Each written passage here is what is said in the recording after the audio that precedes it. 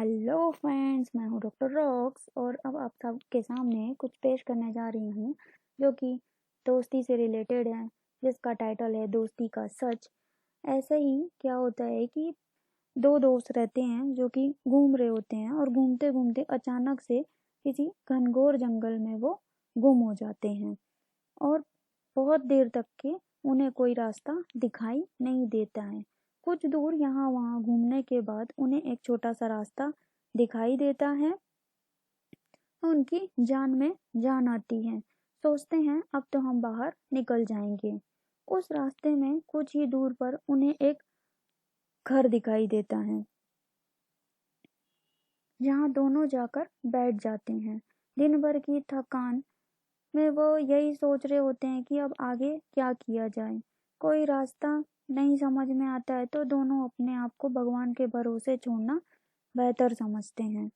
एक जो मित्र रहता है वो अपने दूसरे मित्र से बोलता है कि हम को घर के एक एक कोने में जाकर प्रार्थना करनी चाहिए कि हमारा कुछ हो जाए। तो पहला मित्र जो रहता है वो कोने में जाता है और प्रार्थना करता है भगवान से, बोलता है भगवान मुझको कुछ खाने का दे दो।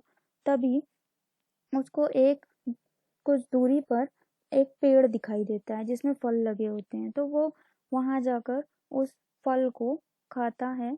तब उसको अपने दोस्त की बिल्कुल भी याद नहीं आती है। फिर कुछ देर के बाद उसे प्यास लगती है। वो जाकर एक नदी के किनारे अपनी प्यास बुझाता है। तब भी उसको अपने दोस्त की बिल्कुल भी याद नहीं आती है। ऐसे ही 2 दिन गुजर जाते हैं और अपनी हर इच्छा को पूरी होते देख उसके दिल में एक बार भी अपने साथी की खबर लेने का विचार नहीं आता है। अगले दिन उसने भगवान से प्रार्थना करता है कि भगवान मुझे जंगल से अब बाहर निकलना है। तभी वो देखता है कि घोड़े पर सवार एक आदमी उसकी तरफ आते हुए दिखाई देता है, तो उसकी खुशी का ठिकाना नहीं रहता है। वो दौड़कर उस आदमी के पास जाता है और पूरा हाल अपना बता देता है। तो वो आदमी जो रहता है वो बोलता है कि ठीक है, मैं तुमको जंगल से बाहर निकाल दूंगा।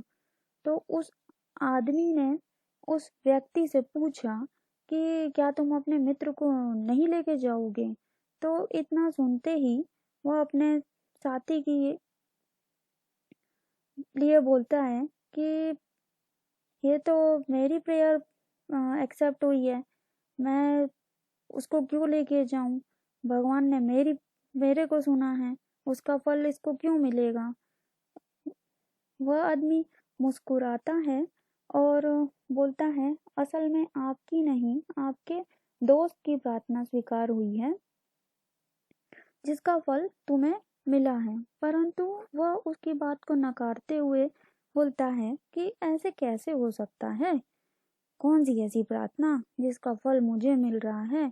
तब उस आदमी ने धीरज से बताया कि तुम्हारा मित्र भगवान से रोज सिर्फ एक ही प्रार्थना करता था। पूछने पर उस आदमी ने उसके मित्र की उस प्रार्थना को दोहरा दिया। बोला कि हे प्रभु, कृपा कर मेरे मित्र की सब प्रार्थना सुन लो और उसे अपना आशीर्वाद प्रदान करो। ऐसा बोलते ही उसको समझ में आ जाता है कि ये सब मेरे दूसरे दोस्त की वजह से हुआ है। तो असल में बात यह है कि हमारे पास जिंदगी में बहुत से फ्रेंड्स होते हैं। जब हम कभी संकट में होते हैं तभी हमारे अच्छे ट्रू फ्रेंड्स की पता चलता है। और अगर आपको ये कहानी अच्छी लगी हो तो आप इसे लाइक, शेयर एंड सब्सक्राइब जरूर कर दें। Thank you for your time.